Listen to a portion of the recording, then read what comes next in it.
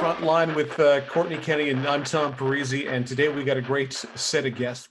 Another extremely, well, fantastic episode of the Frontline podcast coming your way right now. I'm Tom Parisi, he's Kortney Kenny, and we are graced by the presence of, it's one of my favorite parts of hockey. It's the unsung heroes who are behind the benches, behind the scenes, doing all the stuff our favorite players need to do to get ready for games, during games, and everything in between. It's Mackenzie Campbell, our equipment director with the team. Listen, I got to ask, which player's got to be the most high maintenance on this team? Okay. Starting off with the tough questions. Well, not tough to answer. That's We're going for sure. right in. I'm going to be totally honest. Dom DiVincentis.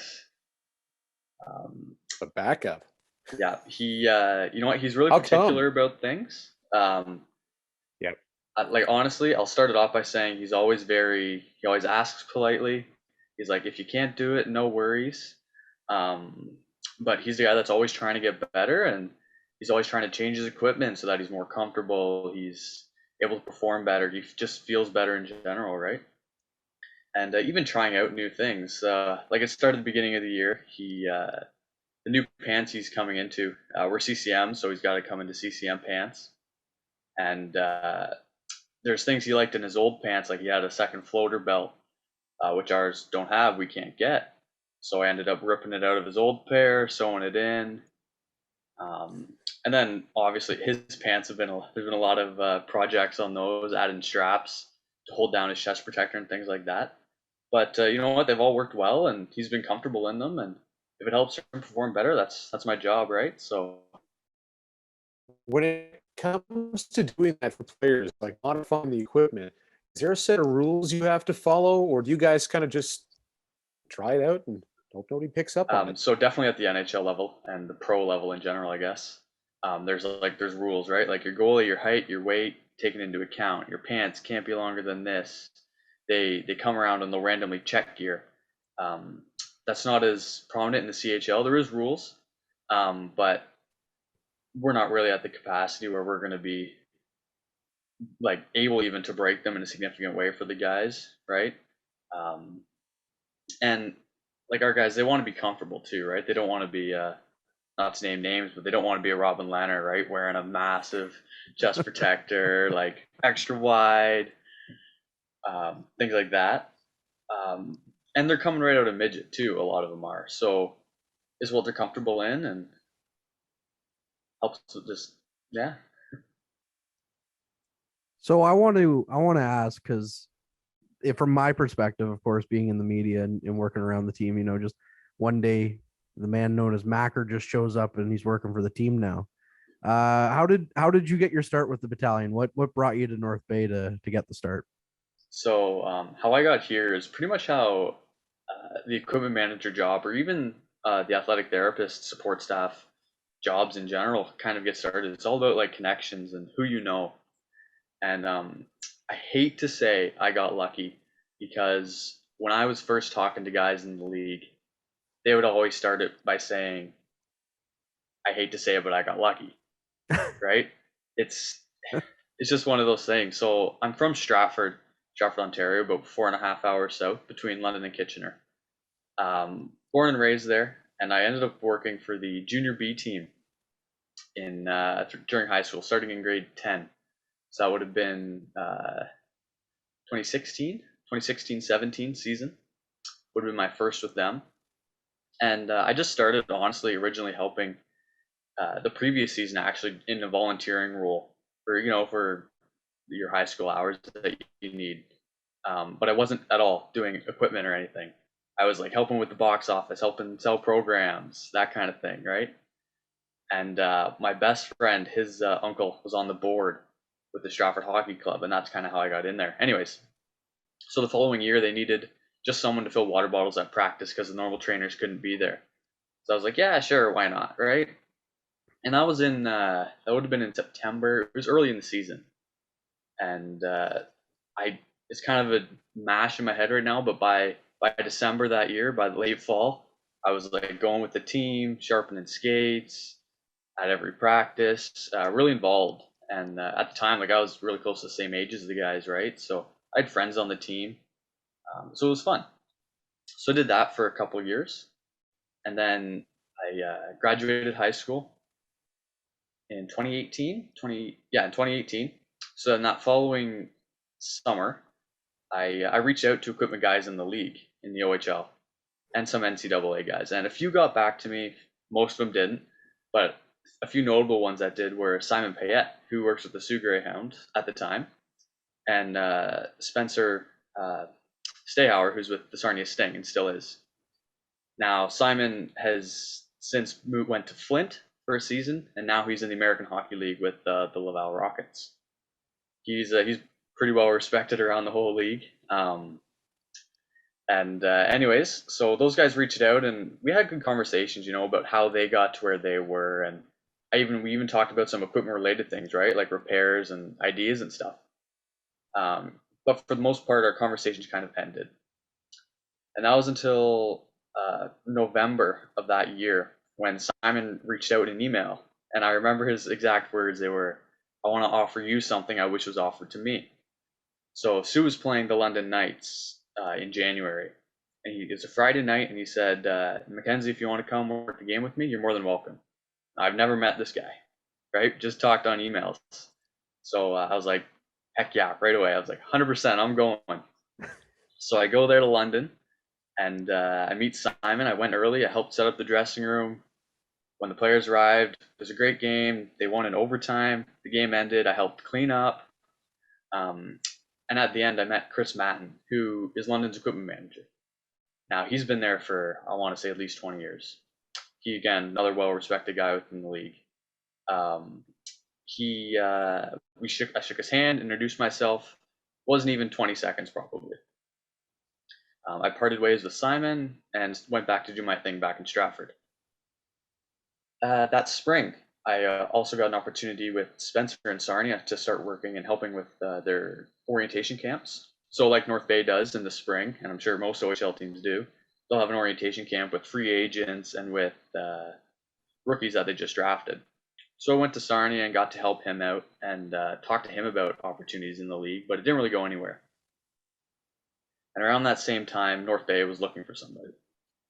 Now, Adam Dennis was kind of leading the charge at the time of finding someone.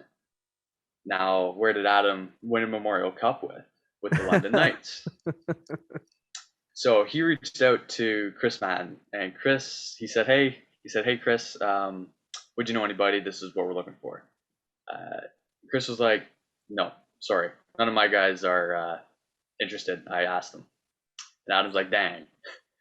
And then shortly after that, I guess, Chris said, hey, there's this kid that seemed eager with Sue. I don't really remember or have his information or anything, but I'll get in touch with Simon and Sue, pass it along to yourself. So my information went from Sue to London to Adam here in North Bay. Again, I got pretty damn lucky. And then, yeah, Andrew Satchku reached out, the athletic therapist, on behalf of Adam, and invited me up. I went up for North Bay's orientation camp in the May of that year. And obviously everything went well. I was offered the job, and then I started that following season, the 1920 season. It's a great story. Yeah. It's like I went on a bit of a rant there. I love it. Not at all. Rant as much as you want. I don't want to say I got lucky, but I got lucky. Yeah, like I hate to say it, because I've had people ask me, like, hey, how'd you get there? And it's like other people that are young in junior B and stuff, like how do you do it? And I'm like, I don't want to say it, but make connections and get lucky. Yeah. If it's true, it's true. Yeah, exactly. Well, and that's the thing. Like, times?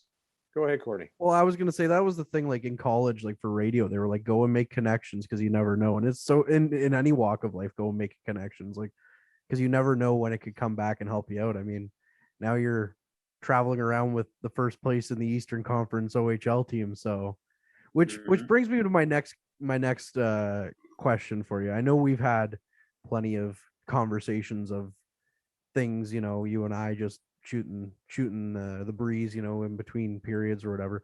How much more fun is it this year with a first place team than it was, with the slog of the 1920 season?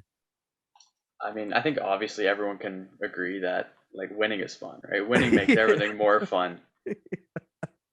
But like I think the thing that gets overlooked is when you're coming back from Sault Ste. Marie at 2, 3 in the morning, even Niagara at 2 in the morning, when you're coming back with like 2 points on the bus, right? Like it just makes everything so much easier. Yeah. Like it's I hate to say it like that, but it's just more fun. Like Yeah. you're looking forward to knowing that you're gonna put a good product on the ice every night, and that the team's really gonna have a shot to beat anybody any night. Um, and it keeps me on my toes, right? Because it means okay, these guys are playing great. I got to make sure that their skates are sharpened well. I got to make sure that this is ready. I got to make sure that they have no excuses, right, other than really their own accountability. Yep. Mm-hmm. So it pushes everyone too. It pushes me to be better. It pushes Satch to be better. Keep guys healthier. Make them stronger in the gym. The coaching staff to be better. The players then like it's a positive for everyone. Absolutely. And when you start a new job and obviously you're excited, you're in the OHL, everything's exciting. There's always that honeymoon phase of something new like that. Everything's exciting. At what point though did that wear off in the 1920 season when you're like, oh my God, we're getting blown out of the water almost every game? It's interesting you ask that because I didn't really because my first season we finished last place in the league, right? Yeah. So in like part of it's it can only be better, right? Which is exactly obviously what's happening right now.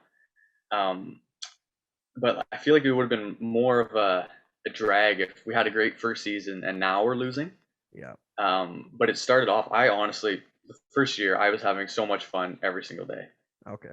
Like it was, and there was a honeymoon phase. I'll be honest, but it didn't like drop off a cliff. Like it was just so much fun the whole time. Like meeting all the guys. We had a great group of players. I know we didn't perform well on the ice every night, but in the dressing room, everybody was great. Like they're all. It was a good atmosphere in the dressing room. You mentioned Satch earlier, and he's such an integral part of that team. Talk about how closely you guys work together, like on a daily basis. What's a typical day in the life of Mackenzie Campbell like? So Satch is awesome. Me and him are the first ones there and the last ones to leave every day.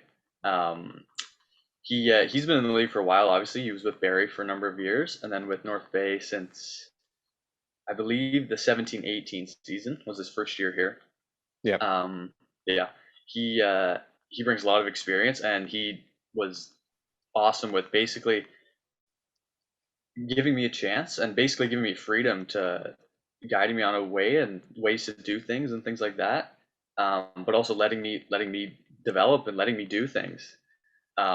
North Bay is unique because really it's me and him, right? There's me and Satch. We have a few stick boys which are amazing, which help out on game days. They make my job so much easier. But at the end of the day, it's me and Satch that are there, right? We got to work together. Our desks are right beside each other, like we hang out. We'll hang out after work. We'll go get drinks. We'll go get a bite to eat at Wacky Wings on a Wednesday, right? Which I think is awesome. It really goes with the North Bay theme, right? Like we're really tight with our coaching staff. We're all tight with the front office. We're a smaller hockey operations group, but I think that just makes us tighter.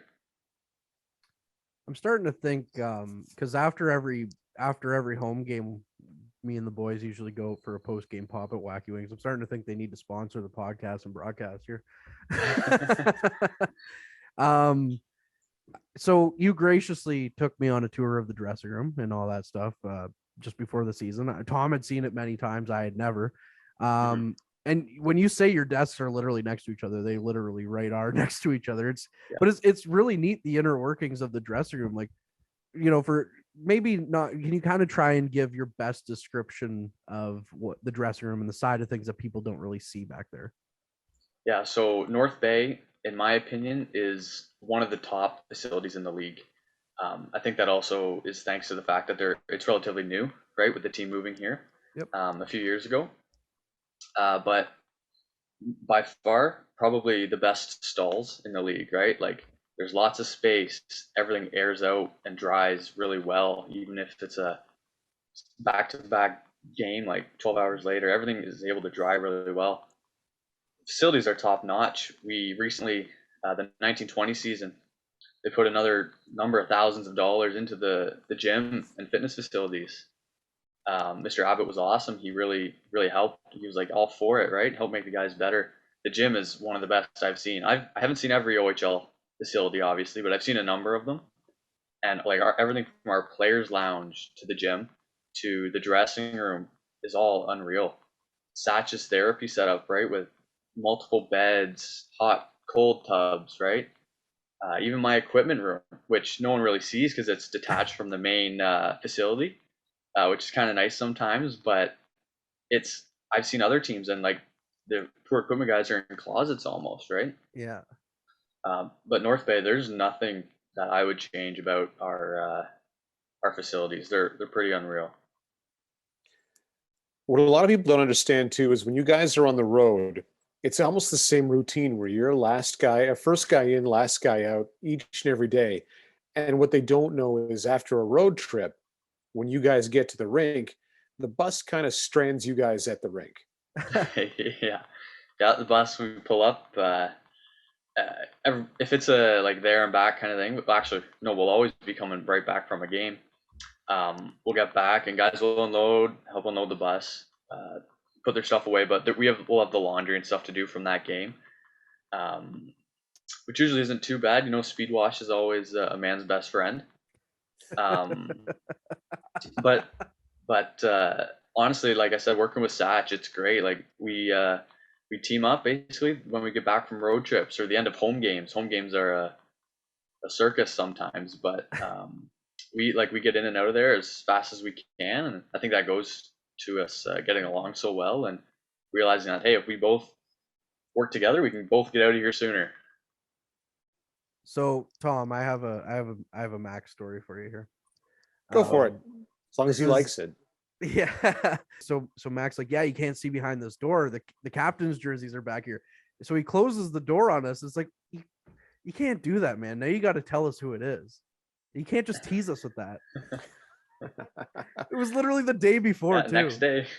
Yeah. Yep, it was a secret. Yeah. So if Adam or Uli are listening to this, I can tell you for sure that Mac kept that secret pretty well throughout an entire tour of the dressing room. He kept us out of that room. He did everything he could to keep us out of that room. So yeah, the laundry room's not really much to gawk at either. Just 4 washers, 4 dryers. That's another thing too about North Bay. For me and Satch, it's awesome. We have a lot of teams. They have commercial ones and things like that, but they'll only have like one washer, 1 dryer, which there's a bottleneck usually with the dryer. But we're fortunate. We have 4 residential ones and 4 residential washers and 4 residential dryers. So we're able to do light loads, and we can also do a lot of loads when we have home games and we're welcoming teams that have laundry for us to do and things like that. So how often sorry Tom, how often do away teams need laundry done? So for North Bay, we basically have to look at our schedule. Thursday home games are nice because often teams, when they come, teams from the West especially, I know we're not playing them this year, but normally they only play here once. So they'll play here Thursday night, and then they'll drive right to Sudbury afterwards for usually the game on the Friday night. Now, unfortunately, that means Sudbury gets a lot of teams' laundry to do.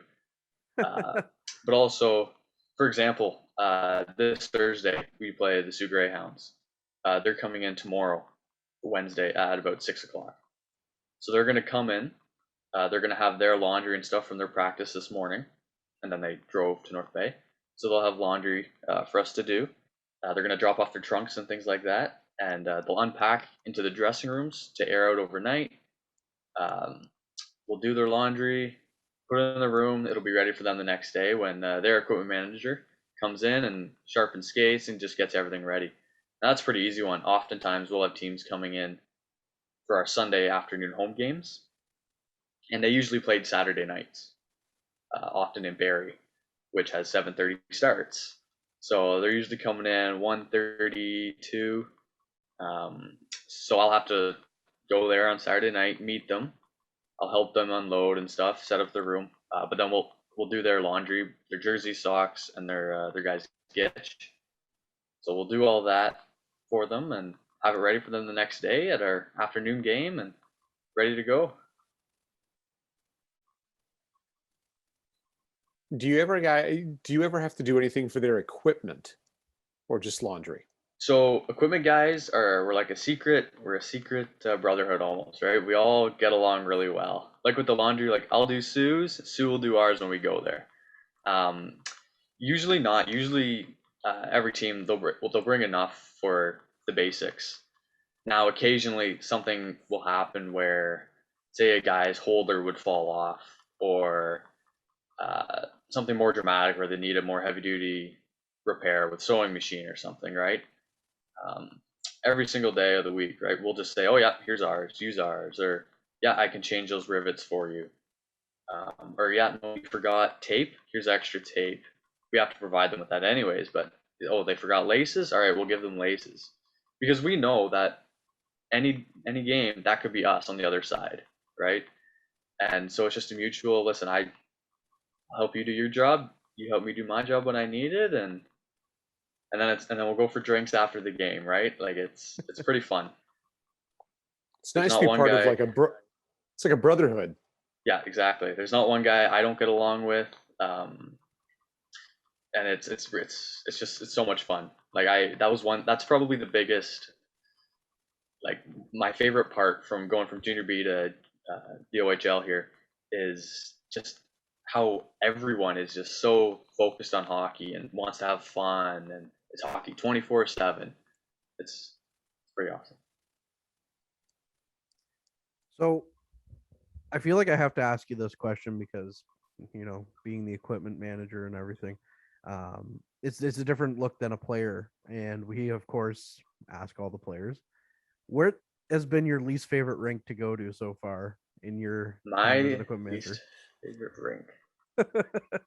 So you might call me crazy for this. I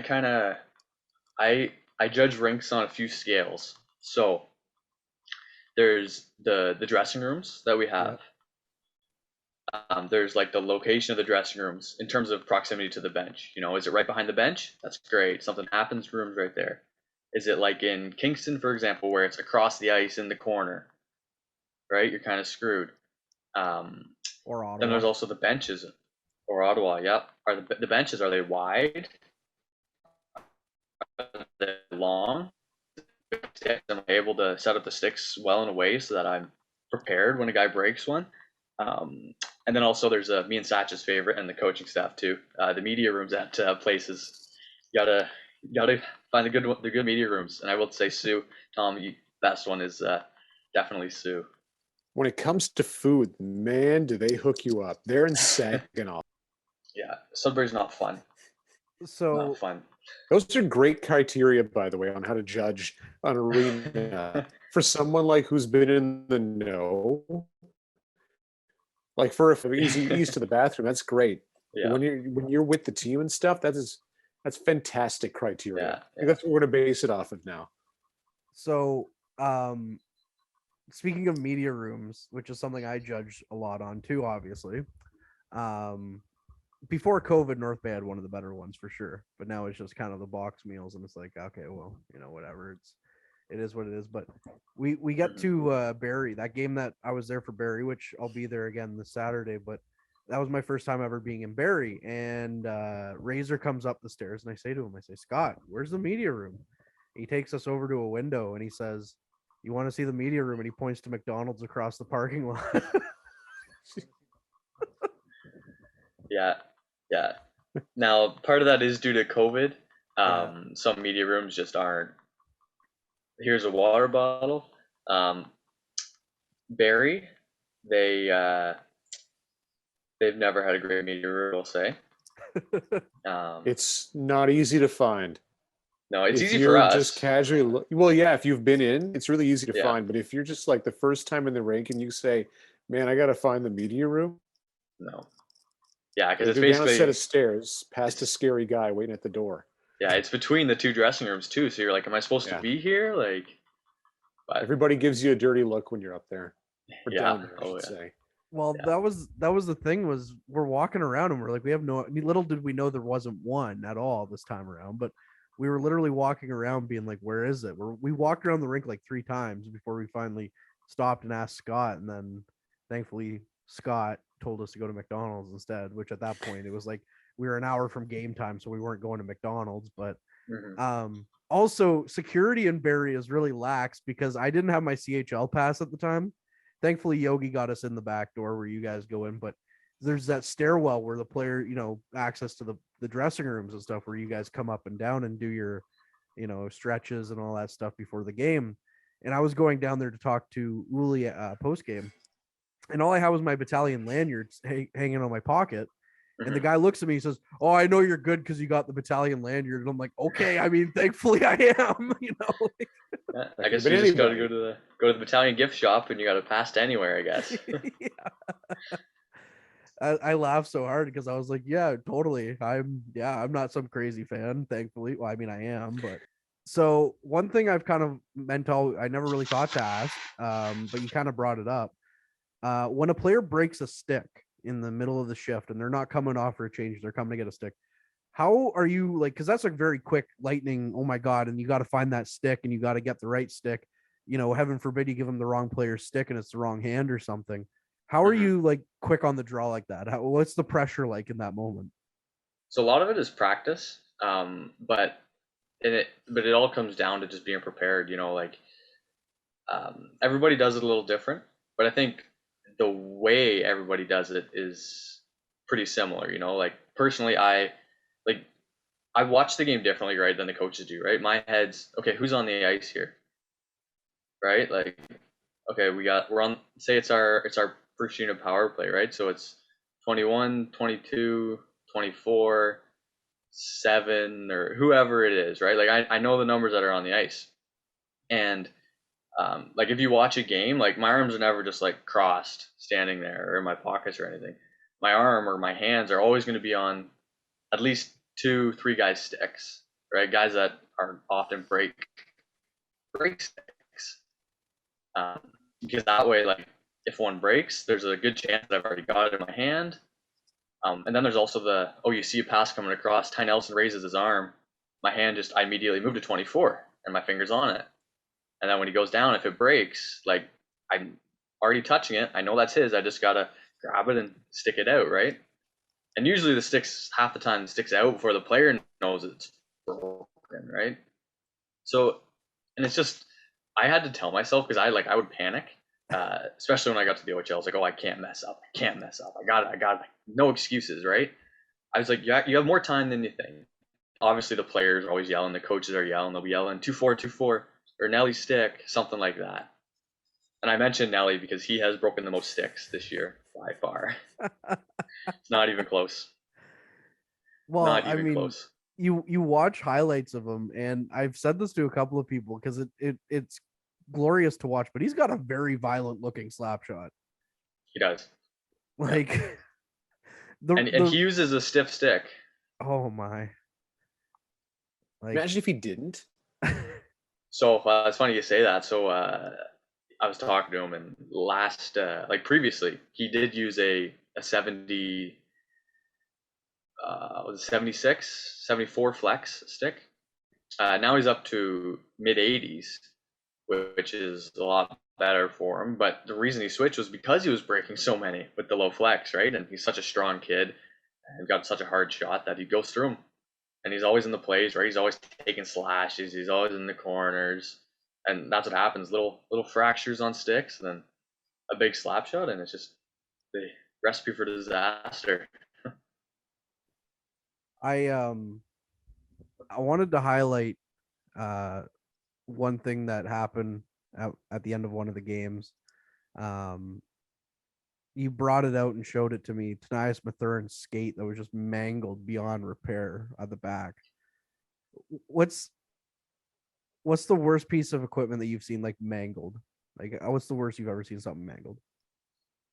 There's been fights, for example, where like jerseys are ripped like Mason Primo, one game, his jersey ripped from the collar down around the Sarge logo, right? Like, so there's been bad rips and things on jerseys, which kind of suck because you can't like cover those up, right? You have to repair them. It has to look good. But like, there's also been other fights where chest protectors are just torn apart. Like, I don't even understand where they were grabbed or how they were pulled, but they're just ripped. But those, I don't want to say they're easy, but they're easier because it's all fabric and it's mostly soft, right? So you can sew it, and it's flexible. Skates suck because they're stiff. They're not meant to be torn and sewn together, right? If they break, new pair. But unfortunately, especially in the world of junior hockey, right? Guys don't have 3 pairs of skates just waiting for them. Right. Yeah. Well, the one you mentioned, for example, was Tanias's. It was his tendon guard. So the piece on the back of the skate was ripped completely off at the base. He's not sure exactly when it happened, but the way he tucks his shin pad, he didn't notice until the end of the game when he was taking the skates off. And thankfully it held together enough for the rest of the game. But those suck to fix because it's like, again, like it's not meant to be fixed, right? And that's a pretty important piece. But is there a piece of equipment that's just not, well, it's just out of your scope? Like, I'm not touching that. So helmets, I'll replace screws all day long, but if there's a crack or if there's anything, like helmets are just nope, see ya, new one. It's not really something that you gamble with or that you can justify not giving them a safe piece of equipment, right? Like, guys' elbow pads that you need to sew together or hold together with clear tape for a game is what it is. But helmets, I think, just for obvious reasons, right? Those I don't really touch. What is the most improvisation you've ever done behind the bench when it comes to equipment fixing? Like, you just had to MacGyver this when something fierce. So I got lots of ideas. My best friends are zip ties, like screws, laces. I can think of a couple. So earlier this year, there was it was Reese Prue. It was his last game playing with us, preseason game. There's a scrum at the end of the game where one of the other players crashed into the net, and it tore his pad lace. And his pad was only on the top strap above his knee. Now, thankfully, there was a big scrum on the ice. I don't know if you remember that, Kortney. So everyone's attention was over there, like down in our end. Reese skated over to the bench with his pad dangling off his foot. And I'll start off by saying goalies are my area of least expertise. I'm learning every day with them. Dom's great with that too. But goalies, like the way they lace those pads and things like that, it's beyond me. Partially because every goalie's different too. Yeah. But anyway, so Reese came over and I was just like, all right, just grab some laces, some zip ties from the bag, hopped on the ice, kneeled down. We got her laced up quick, and he was back in the net by the time. I don't know if anyone noticed, just because of the scrum going on. There's other things I've done that I've learned from. I remember I was watching the NHL playoffs one time. St. Louis was in it, and it was overtime. It was one of the overtime games, and Ryan O'Reilly, or no, it wasn't O'Reilly. I forget who it was. One of the players' laces broke. Which always sucks because that's normally a tedious job, right? And I just saw in the camera their equipment guy was using zip ties. Oh wow! Zip ties on the bottom part of the boot, right? Because you can get it tight enough to get you to intermission, tight enough to finish your shift, TV timeout, whatever it is. Especially if it's a top guy, right? Like my goal is no missed shifts. So I remember we were playing a Barrie before, and it was right down to the end, and I believe it was Mason. Yeah, it was Mason Primo. He came off. His laces were completely cut, right? And I'm like, I'm just looking at it. I'm like, all right, let's whip out the laces. And Adam was on the bench at the time, and he's just looking at me like, what are you doing? What are you doing? And I'm honestly in my head, I'm like, I don't know. I've never done this before, but I've seen it done by NHL guys, so it's got to work, right? So I eventually got her through, and it lasted him the rest of the third period for us to win, and that was that. I had to go into the dressing room after and cut them off, of course, but you know what? He said that I talked to him too because I was like, how was that? Right? Because I have no idea. I'm like, was that good enough? Did he keep it tight enough? Because it was just the bottom one, so it wasn't as bad, but it was just something to keep it tight, keep the skate feeling comfortable. And he said, yeah, it was fine. I was like, okay, good enough. Good enough to use again another time. So, you kind of mentioned, what you and Satch try and do every day, but like, so take us through, like, okay, Thursday, the Greyhounds are coming in, you're doing their laundry and all that stuff. What time do you usually get to the rink for a Thursday game? And what do you do in before the game? Because obviously we see what you do during the game and whatnot, but we don't see what you do in the hours that lead up to it and the hours after the game, really, other than you mentioned laundry. So Yeah, so I'll preface this by saying I love being on the road because there's not much I have to do. Now, on the contrary, when we're at home, there's a lot I have to do because we do everything almost for the visiting team. So, like, my game day prep starts earlier today, right? Starts on Monday, Tuesday. I was getting everything ready for the benches, and the penalty box, getting the crates of water ready, the Gatorade ready, the pucks counted out, the coach's water for both benches ready, things like that. The pucks for warm up, the game pucks are in the freezer, ready to go. So that's all that prep, and then into Wednesday night, I like to sharpen all the skates. I don't like sharpening skates on game day. Don't ask me why. I'd rather stay late on a Wednesday, sharpen everybody I can before the games. Now we do going into Thursday now, we'll have morning skates. So our players that aren't in high school or our guys that just don't have school that day, whatever the reason is, that can make it to morning skate, I'll sharpen theirs again after their morning skate. So choose about half the guys so I can get some done beforehand. But yeah, sorry. So I'll back up a bit. I'll go in the morning, right? Start getting some more game day stuff ready, right? Like start getting the visiting locker rooms ready with all the things we provide them with. Working with the city to make sure that the team can have the rooms early when they need them. That's especially important if they're coming ahead of time, like the night before. Especially in a place like North Bay, right, where we've got one main or a lot of dressing rooms. It's pretty important. But yeah, so then show up for on the Thursday morning, be getting things ready. Then we'll have morning skate. So that's basically just like a normal practice for me, right? The water bottles, the pucks, easy skate. Guys come off. We'll have that laundry to do. I'll have the skates to do. And then after that, it's go, go, go on the setting up our room, finishing the visitors if we couldn't get them until later. Like if teams, especially if they're coming for just game time, 2.5 hours before. Setting up our room, the jerseys, socks, all that, the game day cart that we have in our room, which just has, things like snacks, water, Gatorade, gummies, whatever it is. And then on to the visitors and the referees who we have to provide. We have to provide water, Gatorade, tape, coach's board, towels, obviously, pretty much everything. And then if they ask for things, as well, Sash, he works with them like therapy tables. They got to give them the hot packs, things like that. Even coat hangers, coat rack. Lots of little things we have to give that just make it so much easier to travel on the road. Any weird requests? Oh, sorry. Go ahead. Weird requests? Well, you know what? So today at about 5:30, so just a couple hours ago, I got a phone call from the Sue's equipment manager. They just traded for Tuukka Rask. Yep. Now I'm not sure what reason. They needed a new jersey. They didn't have a proper goalie one there, or whatever the reason was. So the jersey company was making one, and they can't send it to Sue, so they're mailing it to North Bay for tomorrow, kind of thing, right? So I'll pick up that package for him. Again, weird requests. I wouldn't really say many. It's a pretty standard.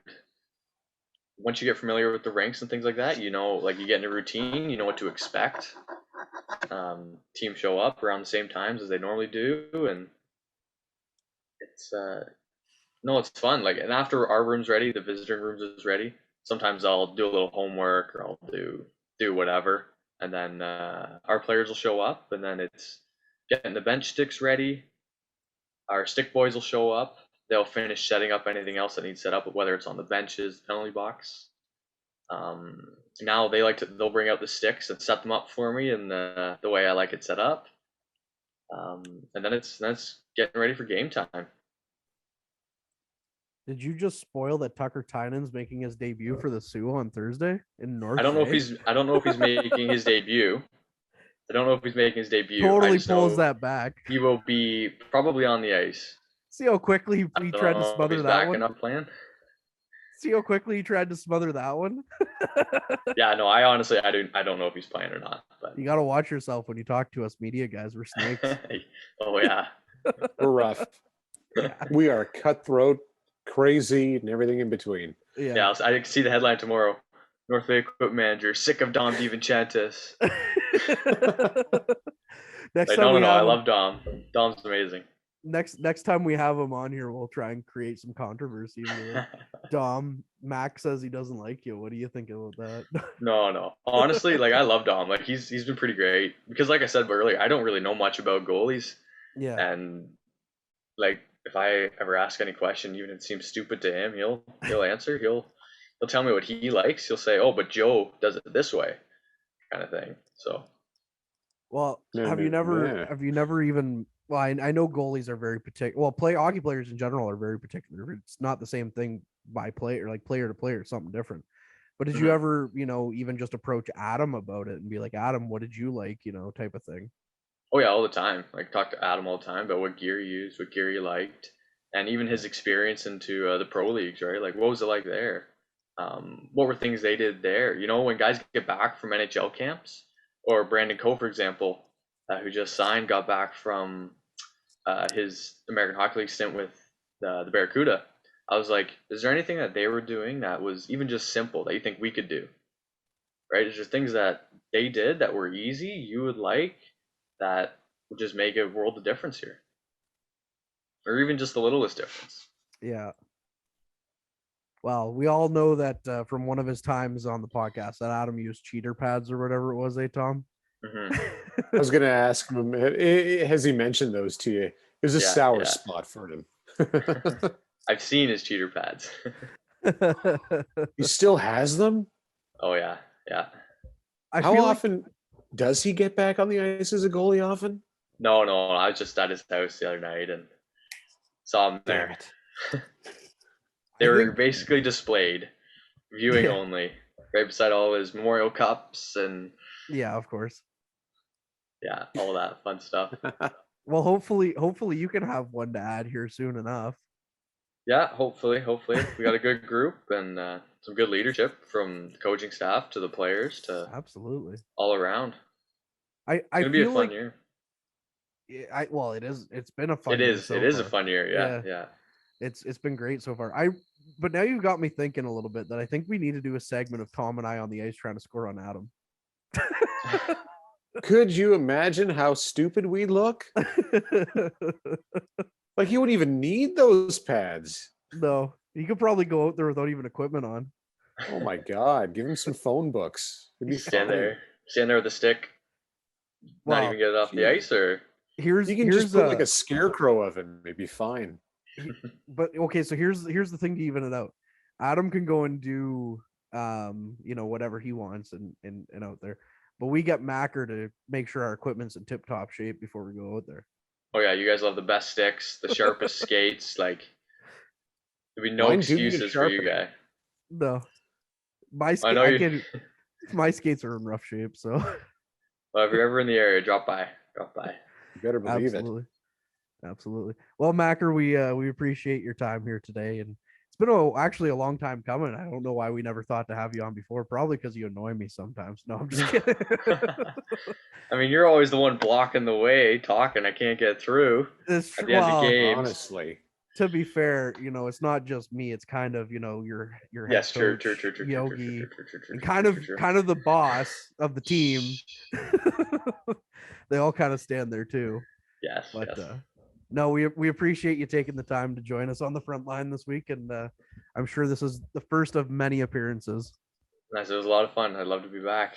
Absolutely. Hopefully next time I'm actually in North Bay and not in a hotel, so the internet situation's better. That was good. There was only once or twice there. It was a little robot-y. Oh well, I'm really a Terminator. That's what's going on here. I've been outed. Well, thanks, Mac. Well, thank you guys. It was a lot of fun. All right, we're back minus our guest, Mackenzie Campbell, the equipment manager for your North Bay Battalion. He's an awesome guest. He's got to definitely come back on from the tour duty is how you say that normally. So I'm Tom Parisi, he's Kortney Kenny, and we'd be remiss if we didn't kick off the second half of the podcast, if you will, with some excellent news. And I think it's been a long time coming. It's a shame it took this long, but finally the San Jose Sharks signed Brandon Coe to a 3-year entry-level contract. Congratulations to the new Shark, Brandon Coe. Yeah, you know what? Congratulations, Brandon. Still a little bit upset at the story that you pulled out of me when you were on the podcast, but we'll have to have you on so it's a better time next time. No, I'm just kidding. Yeah, no, that's great news. He's now the second this year. Matt Petrov, of course, signing his entry-level deal earlier.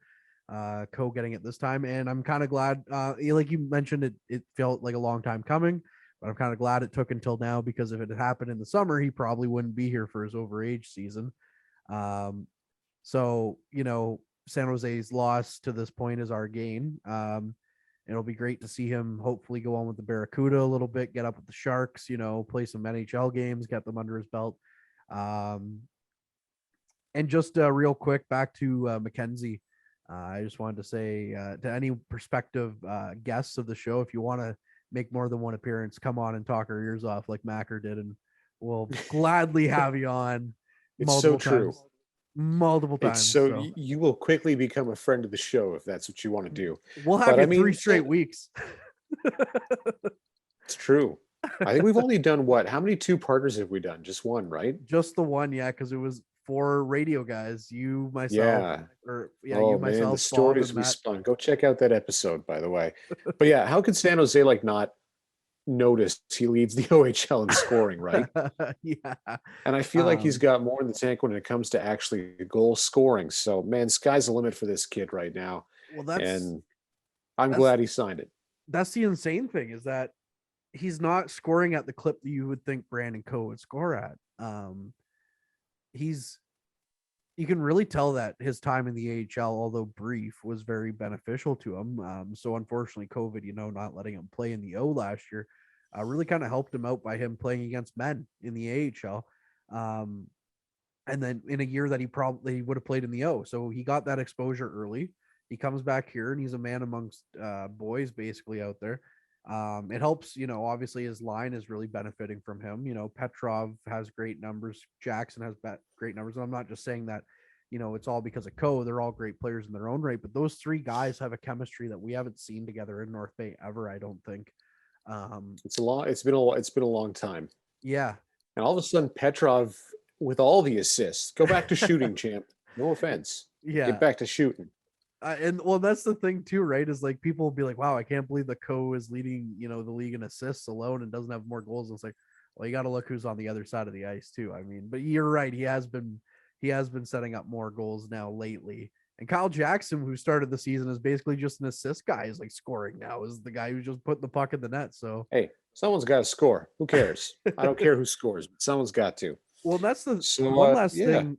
Sorry, one last thing I'll say about that line too is that each one of them are very selfless. Like, they're willing to give the puck to the other guy and no, you get a goal. No, you get a goal. No, you get a goal. It's kind of like, it's a better example. It reminds me of Brian McCabe and Thomas Caverly back in the Leafs power play, where they just basically, no, you take it. No, you take it. So frustrating. But the difference is one of these 3 guys will eventually shoot it on the net, not like McCabe or Caverly, where it's just, no, you take the puck. No, you take the puck.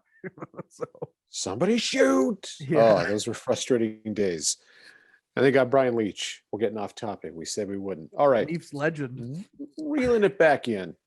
So yes, congratulations to Brandon Coe, who also had a solid weekend again. Yeah. We always talk about the weekend that was, and Kortney, they outscored their opponents 10-3 in 2 combined games. And the first one was a 5-2 win over the Hamilton Bulldogs in Hamilton. Just domination from start to finish. Joe Verbetic gets the win. Yeah, and you know what? Joe has really come into his own the last. Well, he was the OHL goaltender of the month for November. Kyle Jackson, the player of the month as well. I don't think we talked about that last episode because that stuff literally came out as soon as we hit send. What a what a sin. Yeah. So good for Joe and good for Kyle. Congratulations a week later. Sorry we weren't on top of it, I guess, but that's not our fault. But yeah, no. So Joe's really coming to his own as the season turned to November. He was a little up and down a little bit in October, but he's really found his legs under him.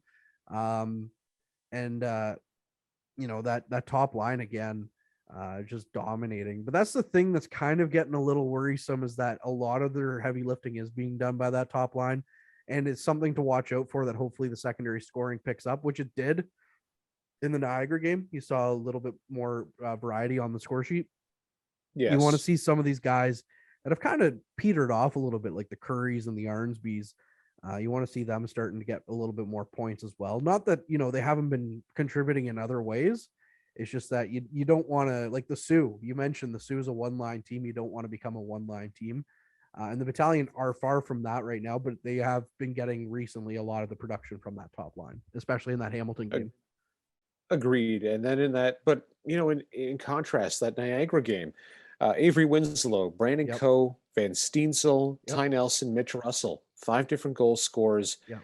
and 2 power play goals. Another thing we should mention in that game. And Dom DiVincentis had himself another solid game. What did he put up with 24 saves, if I'm not mistaken? Yeah, kids in that one. I mean, he's in this league. A lot of teams struggle with a backup goalie, right? They only play him against the worst of the worst. Yeah, back-to-backs if they have to. But I mean, if there ever was a situation where Dom had to step in, I think they're fine. Yeah, how can you not feel confident with him in that, right? Like, or even earlier in the season when when Hamilton was undefeated, Hamilton was top 10 in the CHL at that point, and they started Dom at home against the Bulldogs, and he won that game. Like, that's another thing. The backup goalies get a lot of road games. A lot of road games in this league. Yeah. And that's not easy to get up for. It's not easy to prep for. It's a different beast when you're out there because ain't nobody in the crowd there to help you out. No. But that's the thing is I was trying to think, like, when have we seen? It's weird because he's a rookie, but he's not a rookie, right? Like he's part of that double cohort. So I'm like trying to think of like when did we see a rookie goaltender his age, come in and be that good? Not for North Bay. Well, no, exactly. But that's the thing is Jake Smith, the first year they were in North Bay, he was in his second year in the league. So he's the same age as Dom. And he played pretty good. But the difference is he had games under his belt, from the year prior. And even Joe coming in, in his, what would have been his second year, but it was technically his rookie year in 1920. Joe did not start off good. He didn't play well in the first half of that season, like much of the rest of the team. It wasn't until later on when he started to figure things out that he really became a promise. Well, he was always promising, but in February and March before the shutdown, that's when Joe started to put it together. But Dom has come in and he's been good in almost every game he's played. There's been a couple where you could be like, okay, well, that was chalk it up to being a rookie or whatever. Like he lost 2 games in the Sioux. And the one of them, I think he allowed the 8 goals against or whichever. But I mean, it was also the second half of a back-to-back and he had started the night prior himself. But I mean, he's looked really good, and you can understand why they were so high on him in the 6th round. Oh, very much. And goalies aren't going to go very high. No. So when you get down that deep in the draft, you're still getting really good goaltenders. Yeah. It's rare you see one in the first round. Second, probably more likely, but first, very unlikely. And sometimes it happens. But yeah, you get down to the 6th round, you're still going to find yourself a really good goalie. Oh, yeah. They may take a little bit longer. And a rule of thumb is the taller, the lankier the kid, the longer they take to figure it out because there's a lot going on. Yeah. Sometimes you just feel like a wacky inflatable arm flailing tube man. And, you just got to figure out, oh, my hand is that long. Excellent. Well, yeah, exactly. And I think my unexpert advice of goaltending, which would be very interesting to get friend of the show Adam Dennis back on to just tell us about goal. We should just have him on just to talk specifically about goaltending for one episode. Yeah. Nothing else. We don't need to know anything else about what he's got to offer. We just want to talk about goaltending, and the cheater pads. But anyways, but like that's I think was part of Joe's issue is that he's a tall, lanky kid, and he was trying to figure that out at a very high competitive level in the OHL. So Dom's not as tall or lanky, but he's really kind of put it together early, like we mentioned, and he's been a joy to watch in the games that he's played. Joe's been a joy to watch. This entire team has been a joy to watch. And so it's been a lot of fun so far, and hopefully Dom can continue his great performance and the team can continue his great performance. And just one last thing on that Niagara game that you mentioned. Yeah, it's like, again, I mentioned the one line offense stuff. You don't want to see it kind of continue, and they didn't. So hopefully that can continue this week, against the Sault Ste. Marie Greyhounds and back-to-back against Barrie, that they get offense from, guys lower in the lineup that you don't usually see put the puck in the net. It's going to be a tough game against the Sioux, but before we get to that, my expertise on goaltending, which is none, is when I was a kid, I was convinced the cooler your goalie pads looked, the better you must be. Oh, So, absolutely. The Battalion have wicked awesome pads. They must be awesome. Exactly. They're 7-year-old Tom firmly believed in that. Well, it's that, and it's also the goalie helmets. Yeah. The goalie helmets. I was more about the pads. The helmet could have been just plain white, but as long as you look cool wearing them, that's it. Well, you know what the tip off was? Sorry for the helmets. You know what the tip off was that made me realize that it wasn't in the equipment? Andrew Raycroft had one of the best goalie helmets of all time with all the old Leafs legends, and we all know how that worked out. So the Sioux's in town on Thursday for a game against your North Bay Battalion. That's going to be a fun one. The Sioux, as you heard early in the podcast, going to get here the night before, so they will be rested. Yep. It should be a fun game. 7:00 at the Gardens. Then it's a Saturday game in Barrie. 7:30 start, Sadlin Arena. And finally, 2:00, North Bay against Barrie on our turf this time. And those games, that second one's either going to be, the best way I can see, someone's going to be a dumpster fire. Whether it's the way the game goes penalty-wise, whether it goes score-wise, something's going to happen that second game. You just feel it. Yeah, I'm still kind of just stuck on the fact that the Leafs traded Tuukka Rask for Andrew Raycroft. But anyways, my God, get over it, man. Yeah, you're right. I'm excited because I won't. Unfortunately, this will be the first home game that I'll fully miss against the Sioux. Because in case you're watching this on YouTube, I'm not in my usual spot. I'm stuck currently in a hotel room in New Liskeard, which New Liskeard's pretty nice. Justin Brazeau stomping grounds.